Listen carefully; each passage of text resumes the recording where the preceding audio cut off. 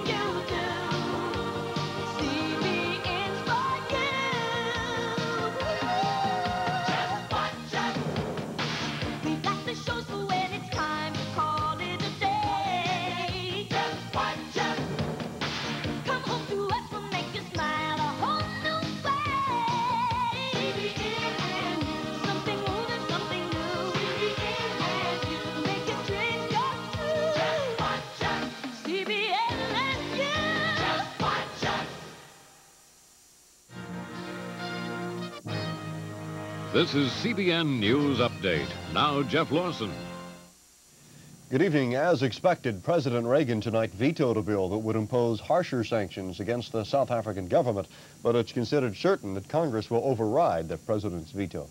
William Rehnquist was sworn in as Chief Justice to the Supreme Court today. Antonin Scalia was also sworn in. And authorities now say they think fugitive Michael Wayne Jackson may have been seriously wounded in a shootout with police Monday night in Wright City, Missouri. More news after this. I love not having to get up every time I want to change a channel. I have a remote for my TV, my VCR, and my tape deck. I've got so many remotes, sometimes I get confused with what goes with what. Remote-controlled TVs. Not too long ago, they were just a high-priced novelty. But that's now changing. These products are becoming more affordable. According to experts, more than half the color TVs in VCR sold are remote-controlled. Since satellite and cable TV have increased the number of channels available, people are program hopping, and that's increased the need for remote controls. And not only are there remotes for the TV and VCR, but they're now being made for stereos, compact disc players, and satellite dishes. The problem is, in many homes, the coffee table is beginning to look like a display counter from the local electronics store. That's why we developed the Control Central remote control. It's a single unit that does the work of up to 4 other remote controls, thereby replacing them. Today, almost all remote units use the same technology. Each controller gives off a unique pattern of infrared light waves.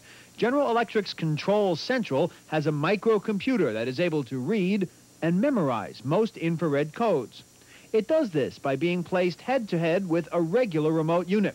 Once in the learn position, whatever function is pressed on the other remote is learned on Control Central. And it works for different kinds of remote-controlled products from virtually all manufacturers. So Control Central can turn on your TV, fast-forward your VCR, or switch on Bach. The need for a universal remote control will become increasingly important as our homes are filled with more and more remote-controlled equipment. Control Central can be easily reprogrammed so there's no problem adding new equipment to your home entertainment system. For Consumer Watch, I'm Jeffrey Lyons. For more information, call the GE 24-hour toll-free number.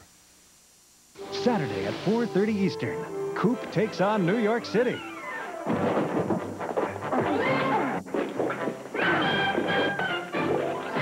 And Annette Funicello triggers round 2 aboard the Wagon Train. Then, on Gunsmoke, the new doctor's wife tries to get rid of Doc Adams. You mean he drinks? Her meddling could mean life or death. My husband can save his leg. I'd like to save his life, Miss May. No. Watch Saturday beginning at 4:30 Eastern. Libyan television reports the country is going to abolish money and replace it with a system of barter. That's in accordance with the political philosophy of Muammar Gaddafi. Money will now become merely a unit of measurement. That's News Update. Have a good weekend.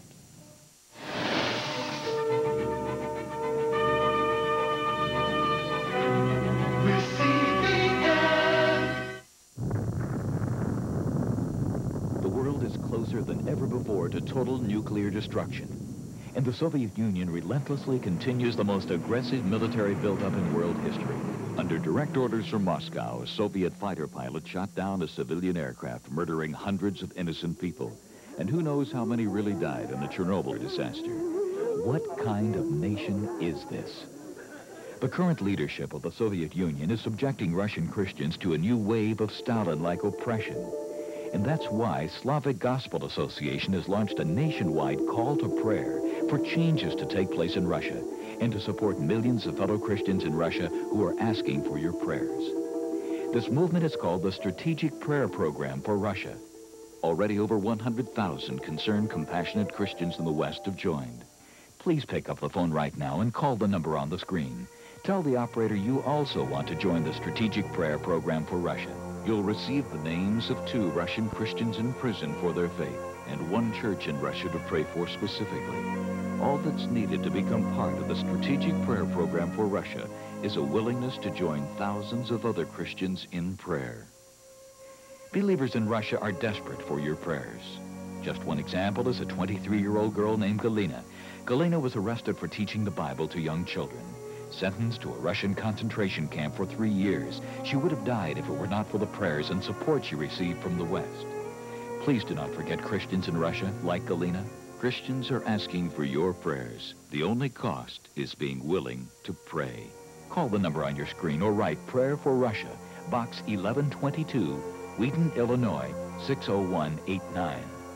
You can answer the cries of an oppressed church by calling the number on your screen or writing Prayer for Russia, Box 1122, Wheaton, Illinois, 60189.